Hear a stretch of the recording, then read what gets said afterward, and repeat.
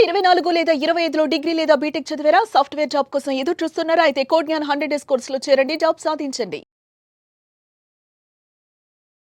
నమస్కారం ఉమా గారు. నమస్తే అమ్మా. శ్రావణ మాసం వచ్చింది అంటే చాలు చాలా మంది మహిళలు శ్రావణ వరలక్ష్మి వ్రతం గురించి మాట్లాడుకుంటూ ఉంటారు. అసలు ఆ రోజు ఏ రోజు వస్తుంది అని, ఆ రోజు మనం ఏమేమి చెయ్యాలి అని, అండ్ ఆ రోజు శుక్రవారమే ఎందుకు చేసుకోవాలని, ఇలా రకరకాల సందేహాలు అయితే మొదలవుతూ ఉంటాయి. సో అలాంటి వాళ్ళకి ఎవరైనా కూడా ఈ వీడియో చూస్తూ ఉంటే అసలు శ్రావణ శుక్రవారం ఈ శ్రావణ మాసంలో ఎప్పుడు వస్తుంది, ఆ రోజు మనం ఆచరించాల్సిన పూజా విధానం ఏ విధంగా ఉంటుంది మా గారు? తప్పకుండా అండి. శ్రావణ మాసం అనేటువంటిది లక్ష్మీదేవికి చాలా ప్రీతైనటువంటి మాసం అండి. అందులో పౌర్ణమి ముందు వచ్చేటువంటి శుక్రవారం అత్యంత ప్రీతికరమైంది. దాన్ని వరలక్ష్మి వ్రతంగా మనం జరుపుకుంటూ ఉంటాం. అయితే ఈ వరలక్ష్మి వ్రతం యొక్క మహిమ ఏమిటి, అసలు శుక్రవారం నాడు ఎందుకు జరుపుకోవాలి, అసలు శుక్రవారం నాడు ఎందుకు జనరల్లీ గురువారము శుక్రవారము లక్ష్మీదేవికి ఎక్కువగా ఆరాధన జరుగుతూ ఉంటాయండి, ఎక్కువగా మనం చూస్తూ ఉంటాం. సో ఇక్కడ ఫ్రైడే శుక్రవారము, శుక్రుడి యొక్క తండ్రి ఎవరు అంటే భృగు అండి, భృగు మహర్షి. ఈ భృగు మహర్షి ఎవరు అంటే బ్రహ్మదేవుని యొక్క తొలి 7 సంతానంలో ఒకరన్నమాట. ఫస్ట్ పుట్టినటువంటి 7 యొక్క సంతానంలో ఈయన ఒకరు. ఆయన బ్రహ్మ యొక్క కుమారుడు. భృగు యొక్క కుమారుడు ఎవరు? శుక్రుడు. భృగు యొక్క కూతురే లక్ష్మీదేవి కూడా, అందుకే భార్గవి అని మనం పిలుస్తాం. భృగు యొక్క కుమార్తె పుత్రిక కాబట్టి భార్గవి అంటాం. ఒక విధంగా మనం చూస్తే కనుక శుక్రుడు లక్ష్మీదేవికి సోదరుడు అవుతాడు. సో ఇక్కడ ఫ్రైడే అని పిలవడానికి అర్థం ఏంటి అంటే ఫ్రియా అనేటువంటి పదం నుంచి వచ్చిందండి. ఫ్రియా అంటే రోమన్లు పిలుచుకునేటువంటి పేరు అనమాట, రోమన్స్. ఫ్రియా అంటే వాళ్ళకి అర్థం ఏంటి అంటే ఫలవంత దేవి లేదా ఫలప్రదాత అని అర్థము. వాళ్ళు వీనస్ ప్లానెట్ని ఎక్కువగా ఆరాధన చేస్తారు. వీనస్ అంటే శుక్రుడు. అందుకే శుక్రుడు ఏమేమి ఇస్తారండి జనరల్లీ? భోగాన్ని, సుఖాన్ని, లగ్జరీ, కంఫర్ట్స్, డబ్బు, వాహనాలు అన్నీ ఇస్తారు ఆయనే. ఒక విలాసవంతమైనటువంటి జీవితం ఉంది అంటే వాళ్ళకి శుక్రబలం చాలా బాగుంది అని అర్థం అండి. సో అలాగనమాట. సో రోమన్స్ కింద, అందుకనే వాళ్ళ యొక్క దేశాలు కావచ్చు, వాళ్ళ యొక్క జీవన విధానం కావచ్చు, వాళ్ళకు ఓన్లీ భోగ సుఖాల మీద ఎక్కువగా వాళ్ళకి యొక్క యావిగేషన్స్ అనేటువంటివి ఎక్కువగా ఉంటాయి. సో ఇక్కడ ఏంటి, ఫలప్రదాత శుక్రుడిగా పిలుస్తుంటారు. మనం శుక్రుడిని పురుషునిగా భావిస్తూ శుక్రుడు అని పిలుస్తాం. సో ఇక్కడ అక్కడి నుంచి ఈ ఫ్రైడే వీనస్ డే, అంటే వీనస్ అంటే శుక్రుడు, వీనస్ డేగా ఫ్రైడేగా మనం జరుపుతూ ఉండడం వల్ల దీన్ని శుక్రవారంగా మనం పిలుస్తూ వస్తున్నాం అనమాట. సో ఈ శుక్రవారం నాడు లక్ష్మీ ప్రీతి. సో ఎందుకంటే భృగు యొక్క కుమార్తె కాబట్టి లక్ష్మీ ప్రీతి అండి. ఎప్పుడైతే ఈ శుక్రవారం నాడు అమ్మవారిని ఉదయము సూర్యోదయం కన్నా ముందు కానీ సూర్యాస్తమయం అయిన తరువాత కానీ అమ్మవారిని జపము చేసినా, ప్రార్థన చేసిన, పూజ చేసిన, లక్ష్మి అంటే ఏమిటి అంటే అసలు వెల్త్ అండి. వెల్త్ అంటే ఓన్లీ మనీ కాదు. చాలామంది ఏమనుకుంటారంటే ప్రపంచంలో ఉండేటువంటి ఎక్కడ ధనికులు ఎవరు కూడా అసలు హిందువులే కాదు, ఎవరూ కూడా లక్ష్మీదేవిని పూజించరు, వాళ్ళ దగ్గర ఎందుకు అంత డబ్బు ఉంది, మనం పూజ చేస్తే డబ్బు వస్తుందా అని అనుకుంటూ ఉంటారు. చూసేటువంటి మీకు కూడా ఒక సమాధానం దొరుకుతుంది, మీరు 10 మందికి చెప్పే సమాధానం చెప్పే విధంగా అవుతుందండి. ఇక్కడ లక్ష్మి, డబ్బు అది 2 విధాలుగా మనం మాట్లాడుతున్నాము. ఇక్కడ డబ్బు అనేటువంటిది మనం ఏదైనా ఒకటి అనుభవించాలి అంటే అది పూర్వజన్మ కర్మ వల్ల మనకి రావాలి. నెంబర్ 1 పాయింట్ అండి. నెంబర్ 2 ఏంటి అంటే లక్ష్మి అంటే డబ్బు మాత్రమే కాదండి, లక్ష్మి అంటే వెల్త్. వెల్త్ అంటే ఏమిటి అంటే మన ఆరోగ్యం, మన ఫ్యామిలీ, మన జ్ఞానం, మన వైరాగ్యం, మన సుఖం, మన డబ్బు కూడా. డబ్బు అనేటువంటిది వెల్త్లో, లక్ష్మీలో ఒక పాత్ర మాత్రమే తప్ప డబ్బు అంటేనే లక్ష్మి కాదు. ఈ మాట బాగా అందరికీ నానుడిగా వెళ్ళిపోయి అలా ఇబ్బంది పడుతున్నారు అంతే. డబ్బు వేరు, లక్ష్మీదేవి వేరు. లక్ష్మీదేవి అంటే అష్ట ఐశ్వర్యములు, అష్ట భోగాలు. ఆమెను చేరుకోవాలి అంటే పంచశుద్ధులు ఉండాలి. మొదటిది ఏంటి అంటే మనశ్శుద్ధి, అంటే మనసు అనేటువంటిది ఎక్కడా కూడా కల్మషం లేకుండా పరిపూర్ణంగా స్వచ్ఛంగా ఉన్నప్పుడే లక్ష్మీదేవి. మనం పూజ చేసేటప్పుడు కూడా లక్ష్మీదేవి యొక్క అనుగ్రహం కావాలి. మళ్ళీ లక్ష్మీదేవి అనుగ్రహం అంటే డబ్బు వస్తేనే లక్ష్మీదేవి అనుగ్రహం వచ్చింది అనుకుంటుంటే మీరు పొరబడినట్టే. అలా కాదండి. లక్ష్మీదేవి అనుగ్రహం అంటే సర్వ సంపదలు ఉంటాయి, సర్వ ఐశ్వర్యములు ఉంటాయి. మళ్ళీ ఐశ్వర్యం అంటే అన్నీ వస్తాయి. మీకు ఆరోగ్యం, మీకు 100 కోట్లు వస్తుందండి, మీ దగ్గర ఆరోగ్యం లేదు అంటే మీకు లక్ష్మి అనుగ్రహం ఉన్నట్ట కాదు. ఏం చేసుకుంటారు డబ్బంతా? ఆరోగ్యం ఉండాలి, ప్రశాంతత ఉండాలి, మంచి అనుబంధాలు ఉండాలి, తర్వాత డబ్బు ఉండాలి, సుఖము ఉండాలి, సంతోషం ఉండాలి, అన్నీ ఉండాలి. అది లక్ష్మి, దాన్నే వెల్త్ అంటాం. వెల్త్ అంటే అన్నీ కలిపి. సో ఇక్కడ ఈ మన ఎవరైతే ఇంట్లో ఆడవాళ్ళు లక్ష్మీ పూజ చేస్తున్నారో ఈ 5 శుద్ధులు తప్పకుండా ఉండాలి. మొదటిది ఏంటి అంటే మనశ్శుద్ధి.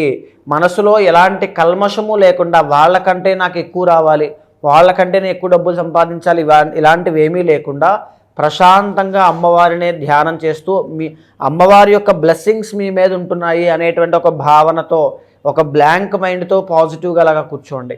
మనశ్శుద్ధి. రెండవది ఏంటి అంటే కర్మశుద్ధి. ఇక్కడ ఏంటి అంటే మనం ప్రయత్నం చేయకపోతే లక్ష్మీదేవి యొక్క అనుగ్రహం మనకి దక్కదు. మనకి ఆరోగ్య సమస్య ఉంది, మన హాస్పిటల్కి వెళ్ళి డాక్టర్ చూపించుకుంటే మనకు ఒక దారి చూపిస్తే మనకు ఆరోగ్య సమస్య నయం అయిపోతుంది, మనం హ్యాపీగా ఉంటాం. నేను హాస్పిటల్కి వెళ్ళను, మొండితనం ఎలా తగ్గుతుంది? మనం ఒక ప్రయత్నం, ఒక దారి చూపించాలి. విధికి కానీ ప్రకృతికి కానీ ఒక దారి చూపిస్తేనే కదా వచ్చేది.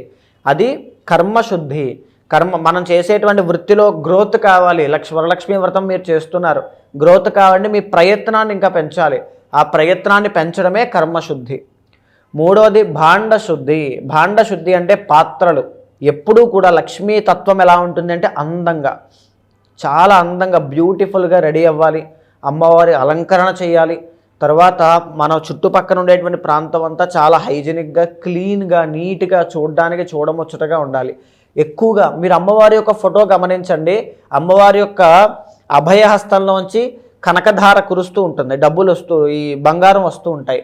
అక్కడెక్కడైనా బంగారము, ఫ్లవర్సు, తర్వాత తామర పువ్వు, ఈ ఎలిమెంట్స్ అన్నీ గమనిస్తే అమ్మవారు దేనికి ప్రీతి? అందంగా, పాజిటివ్గా నవ్వుతూ ఉండడానికి. డబ్బు అనేటువంటిది సుఖంగా, సంతోషంగా ఉండడానికి ప్రీతి. ఆ కింద ఉన్నటువంటి తామర పువ్వు ఏమిటి? వికాసం, చైతన్యానికి ప్రీతి. అమ్మవారికి ఉండే 4 చేతుల్లో ఎక్కడ ఆయుధం కూడా కనబడదు. దేనికి? మన కోపము, మన ద్వేషము, మన ఈర్ష్య ఇవన్నీ ఉంటే లక్ష్మీతత్వం మనకు అబ్బదు. మనం ఒక బెంజ్ కారులో వెళ్తున్నాం కానీ మనకు ప్రశాంతత లేకపోతే దాన్ని అనుభవించగలమా? ఉండదు. అలాగే ఎవరైతే కోప్పడతారో, ఎవరైతే ద్వేషభావంతో ఉంటారో, ఎవరికైతే ప్రెషర్ అనేటువంటివి చాలా ఎక్కువ మనసులో పెట్టేసుకుని ఓవర్ థింకింగ్ అంటూ ఉంటాం, అలాంటివి ఉన్నప్పుడు ఈ వికాసము, ఈ చైతన్యము, తామరపు పద్మము దేనికి గుర్తంటే దానికే. ఇవన్నీ వదిలేసి ప్రశాంతంగా నీ పని నువ్వు చేయి అని చెప్పడమే అమ్మవారి సిద్ధాంతం. అప్పుడు అమ్మవారి చేతిలో ఉండేటువంటి కనకవర్షం మనకి కురుస్తుంది. మన కనకవర్షం అంటే ఏంటంటే మనం కోరుకునేది దక్కడం అన్నమాట. వరలక్ష్మి, వరం ఏదైతే కోరుకుంటున్నామో ఆ వరం మనకి దక్కుతుంది. భాండశుద్ధి అంటే మనం పూజ చేసే పాత్రలు కానీ, పాత్ర అని అంటే ఇక్కడ మన కుటుంబ సభ్యుల్లో ఎవరికి కూడా ఎవరి మీద కోపము, ద్వేషము, వాళ్ళకంటే ఎక్కువ రావాలి, ఇలాంటివి ఏమి ఉండకూడదు. ప్రతిదీ కూడా అక్కడ చాలా నీట్గా, క్లీన్గా ఉండాలి. అమ్మవారి సన్నిధిలో కానీ అంతా కూడా పూజా మందిరంలో రభస చేసినట్టుగా ఏదో గజిబిజిగా ఉండకూడదు. భాండశుద్ధి ఉండాలి. 4వది ఏంటి అంటే దేహశుద్ధి. స్నానం చేయకుండా పూజ చేసేయచ్చు కదండి, మనసుకి పూజకి సంబంధం ఏంటండి, ఇలాంటివి చేయకూడదు. దేహశుద్ధి, శరీర శుద్ధి ఉండాలి. తల వెంట్రుకల దగ్గర నుంచి పాదాల వరకు అన్నీ కూడా శుద్ధిగా చేసుకున్న తర్వాతనే అమ్మవారి సన్నిధికి మనం వెళ్ళాలి. తరువాత వాక్శుద్ధి. 5వ శుద్ధి ఏంటంటే వాక్శుద్ధి. మనం ఎప్పుడైతే మన మాట స్పష్టతతో, ప్రశాంతంగా మనం ఎలా మాట్లాడితే ఎదుటి వాళ్ళు మనకు అలా తిరిగి రెస్పెక్ట్ ఇస్తారండి. అమ్మవారు ఏదైనా ఇస్తుంది. అమ్మవారిని అప్రోచ్ అయ్యే విధానం మనకి తెలియాలి. సో ఆ విధానం తెలియడంలో మనం మాట్లాడడం, అమ్మవారితో మంత్రాన్ని చదవడం, అదే మంత్రం వికృతంగా ఇంకోలా చదివితే అది వికృతమైనటువంటి ఎనర్జీగా క్రియేట్ అవుతుంది. అదే మంత్రాన్ని అలాగే వాక్శుద్ధితో చదివితే ఆ మంత్రం సిద్ధించి మన కోరిన వరాలు ఇస్తుంది. సో వాక్శుద్ధి, ఎలా చదువుతున్నాం, ఎలా అడుగుతున్నాం అనేటువంటి చాలా ఇంపార్టెంట్. సో వాక్శుద్ధి, ఈ 5 శుద్ధులు ఉన్న వాళ్ళకి లక్ష్మీ సిద్ధి అనేటువంటిది తప్పకుండా కలుగుతుంది. అయితే ఆ రోజున ఇంట్లో దక్షిణావర్త శంఖం అనేటువంటి దాన్ని తెచ్చి ఇంట్లో పూజ చేసి, దక్షిణావర్త శంఖానికి వరలక్ష్మీ వ్రతం చేసుకున్న తర్వాత పూజ ఆచరించి దానికి ఆ శంఖానికి నమస్కారం చేస్తూ నేను చెప్పేటువంటి మంత్రాన్ని 108 సార్లు జపం చేయండి. ఓం పాంచజన్యాయ విద్మహే పవనరాజాయ ధీమహి తన్న శంఖః ప్రచోదయాత్. ఎవరైతే ఈ మంత్రాన్ని ఆ రోజున 108 సార్లు జపం చేస్తారో వాళ్ళ యొక్క కీర్తి, శంఖం ఎలా అయితే కంగుమని అందరికీ వినిపించేలా చేస్తుందో అలా కీర్తి ప్రజ్వలిల్లేలా చేస్తుంది అమ్మవారు. ఇంకొకటి, ఈ శంఖము అనేటువంటిది ఐశ్వర్యానికి ప్రతీక. ఐశ్వర్య సిద్ధి అనేటువంటిది మంత్ర జపం ఆ రోజున సాయంత్రం వేళ చదవడం వల్ల దక్కుతుంది.